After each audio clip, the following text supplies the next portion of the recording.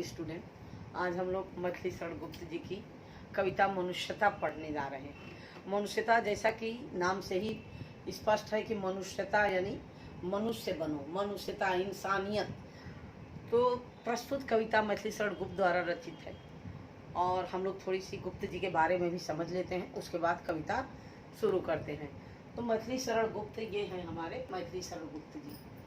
ध्यान दीजिए, इनका जन्म झांसी के करीब चिरगांव में 1886 में हुआ। मैथिली शरण गुप्त अपने जीवन काल में ही राष्ट्र कवि के रूप में विख्यात हुए। इन्हें राष्ट्र कवि भी की उपाधि मिली थी। इनकी शिक्षा दीक्षा घर पर ही हुई। संस्कृत, बांग्ला, मराठी और अंग्रेजी पर इनका समान अधिकार था। गुप्त जी राम भक्त कवि है। राम का कीर्तिगान इनकी चिर संचित अभिलाषा रही। इन्होंने भारतीय जीवन को समग्रता में समझने और प्रस्तुत करने का भी प्रयास किया। गुप्त जी की कविता की भाषा विशुद्ध खड़ी बोली है। भाषा पर संस्कृत का प्रभाव है। काव्य की कथा वस्तु भारतीय इतिहास के ऐसे अंशों से ली गई है जो भारत के अतीत का स्वर्ण चित्र पाठक के सामने उपस्थित करते हैं। गुप्त जी की प्रमुख कृतियां है साकेत, यशोधरा, जयद्रथ वध। गुप्त जी के पिता सेठ रामचरण दास भी कवि थे और उनके छोटे भाई सिया राम शरण गुप्त भी प्रसिद्ध कवि हुए। तो गुप्त जी को कविता रचना करना अपने पिता से ही मिला, क्योंकि इनके पिता कवि थे, इनके चाचा कवि थे और मैथिली शरण गुप्त स्वयं में एक राष्ट्र कवि थे। पाठ प्रवेश, जो मनुष्यता हम लोग पाठ पढ़ने जा रहे हैं उसके बारे में थोड़ा सा जान लेते हैं कि प्रकृति के अन्य प्राणियों की तुलना में मनुष्य में चेतना शक्ति की प्रबलता होती है। इस पूरे विश्व में, संसार में सबसे समझदार अगर कोई होता है तो वो मनुष्य। क्यों? क्योंकि उसमें चेतना शक्ति की प्रबलता होती ही है। वह अपने ही नहीं औरों के हिताहित का भी ख्याल रखने में, औरों के लिए भी कुछ कर सकने में समर्थ होता है।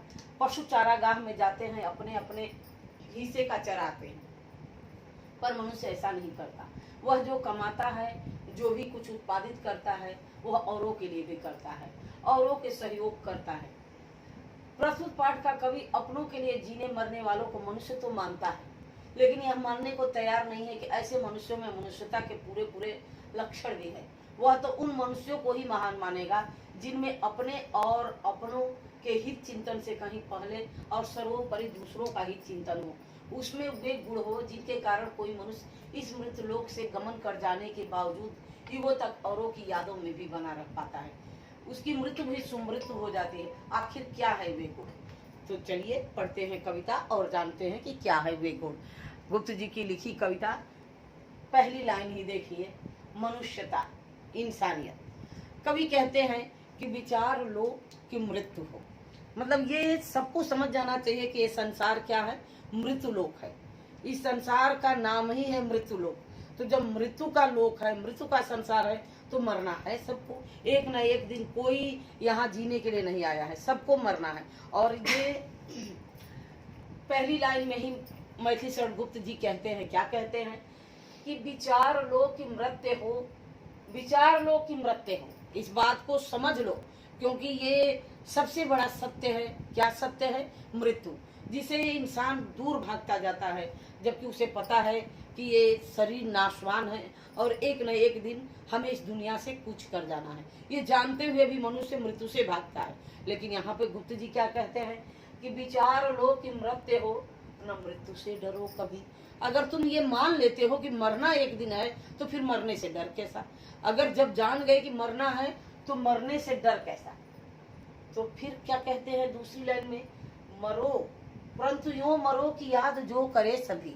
अगर मरना ही है तो ऐसे मृत्यु का चुनाव करो कि दुनिया में आप लोगों के दिलों में जीवित रहो। मरो परंतु यूं मरो कि याद जो करे सभी। अभी पहली लाइन में कहते हैं कि विचार लो कि मृत्यु हो, न मृत्यु से डरो कभी। ये मान लो कि मरना है तो फिर मरने से डर कैसा? अगर डर नहीं है तो फिर ऐसी मृत्यु का चुनाव करो कि तुम्हें युगों युगों तक लोग याद करें। मरो परंतु यूं मरो कि याद जो करे सभी। ऐसा मृत्यु का वर्ण करो कि दुनिया में तुम लोगों के दिलों में याद बन के रह जाओ। मरो परंतु यूं मरो कि सभी तुम्हें याद करे। हुई न यो सुमृत्यु तो वृथा मरे वृथा जिए। अगर सुमृत्यु, मृत्यु एक होती है, सुमृत्यु तो हुई न यो सुमृत्यु। अगर आपकी मृत्यु सुमृत्यु नहीं हुई, सुंदर मृत्यु नहीं, तो मरना और जीना दोनों बेकार है। वृथा मरे वृथा जिए, मतलब बेकार ही मर गया और बेकार ही जिंदा रहा। इस दुनिया में आया न कोई जाना। ऐसे तो मच्छरों की मौत रोज होती है, लेकिन उन्हें कौन याद रखता है। लेकिन उन वीर पुरुषों को, उन वीरांगनाओं को दुनिया आज भी याद करती है। जैसे याद करो झांसी की रानी को, अपना सीना गर्व से फूल जाता है। सुभाष चंद्र बोस को, भगत सिंह को। तो इन वीरों की गति जो है वो सुमृत्यु थी, इन क्रांतिकारियों की। जरूरी नहीं है कि देश के लिए मरने वालों की ही मृत्यु सुमृत्यु होती है। देश में रहकर भी परोपकार करते हुए मृत्यु सुमृत्यु हो सकती है। जैसे मदर टेरेसा को लीजिए, मदर टेरेसा को हम याद करते हैं, डॉक्टरों को हम याद करते हैं, कवियों को, लेखकों को, क्योंकि वो अपनी कविताओं से लोगों के दिलों में स्थान कर गए। जो लोगों के दिलों में प्रेम पैदा करे वही मृत्यु सुमृत्यु है। अगर ऐसी मृत्यु का चुनाव नहीं किया तो मरना और जीना दोनों बेकार है। मरा नहीं वही कि जो जिया न आपके लिए। ऐसी मृत्यु, मरा नहीं वो व्यक्ति नहीं मरा जो जिया न आपके लिए।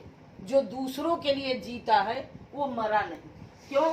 क्योंकि वो हम आज भी दुनिया में लोगों के जबान पर, बच्चे बच्चे के दिलों में जीवित है। आज भी उसके नाम से उत्साहवर्धन होता है। आज भी एक बार नाम ले लो तो दिल में उसके प्रति आदर की भावना होती है। जैसे अब्दुल कलाम को ही लो, अब्दुल कलाम मरे नहीं। क्यों? क्योंकि लोगों के दिलों में आज भी जीवित है। तो मरा नहीं वही कि जो जिया न आपके लिए। ऐसा व्यक्ति नहीं मरता है जो औरों के लिए जीता है। वही पशु प्रवृत्ति है कि आप ही चरे, वही मनुष्य है कि जो मनुष्य के लिए मरे। ये तो पशुओं की आदत होती है कि वो अपने लिए ही चरते हैं। इस दुनिया में अपने लिए जीते हैं, अपने लिए मरते हैं, अपना भोजन खाते हैं, अपने खेतों में जाके चर के चले आते हैं। लेकिन मनुष्य जो है वो औरों की भलाई के लिए जीता है, परोपकार करते हुए जीता है, इसलिए उसे मनुष्य कहा गया है। उसी उदार की कथा सरस्वती बखानती, इस पैराग्राफ में देखिए, उसी उदार की कथा सरस्वती बखानती। ऐसे परोपकारियों का जो देश के लिए हंसते हंसते फांसी के फंदे को भी चूम लिए, जिनके आगे मौत ने भी घुटने टेक दिए, ऐसे परोपकारियों को, ऐसे वीरों की कथा भी माँ सरस्वती बखानती है। बखानती मतलब उनका गुणगान करती हैं। उसी उदार की कथा सरस्वती बखानती, ऐसे उदारों की कथा जो है सरस्वती भी बखानती हैं, गुणगान करती हैं। उसी उदार से धरा कृतार्थ भाव मानती, और ऐसे उदारों की धरती भी कृतार्थ भाव मानना मतलब कृतज्ञ होती है, अर्थात उनका एहसान मानती है। ऐसे का नाम इस धरती पर गूंजता रहता है। उसी उदार से धरा कृतार्थ भाव मानती, उसी उदार की सदा सजीव कीर्ति पूजती। पूजने का मतलब होगा मधुर ध्वनि। जैसे कोयल कूं कूं करती है तो कानों को बड़ा मीठा लगता है कि शहद कानों में घुल रही है। तो वो उस उदार की सदा हमेशा सजीव जीवित की तरह यश गूंजता रहता है, मतलब जीवित व्यक्ति की तरह ऐसे का यश गूंजता रहता है। उसी उदार की कथा सरस्वती बखानती, ऐसे परोपकारियों की कथा जो है सरस्वती भी उसका गुणगान करती है, अर्थात उसके इतिहास में उनका वर्णन होता है जो युगों युगों तक पढ़ते हैं लोग और जानते हैं। उसी उदार से धरा कृतार्थ भाव मानती, तथा ऐसे उदारों की पृथ्वी भी, धरा मतलब पृथ्वी, कृतज्ञ है, कृतार्थ भाव मानती, उसका एहसान मानती है। उसी उदार की सदा सजीव कीर्ति गूंजती, ऐसे उदारों का यश जीवित की तरह गूंजता रहता है पूरे दुनिया में, पूरे संसार में।